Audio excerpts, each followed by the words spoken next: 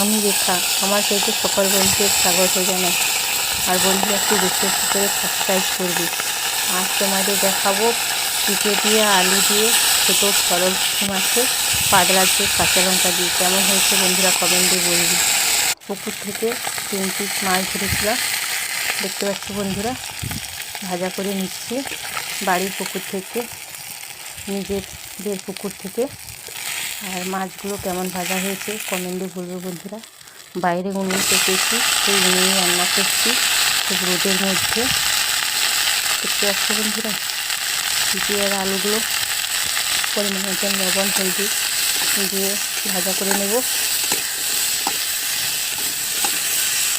রোদে বসে বসে রান্না করছি বন্ধুরা, এই জন্য উনুনে ঠিক মতন দেখতে পাচ্ছি না।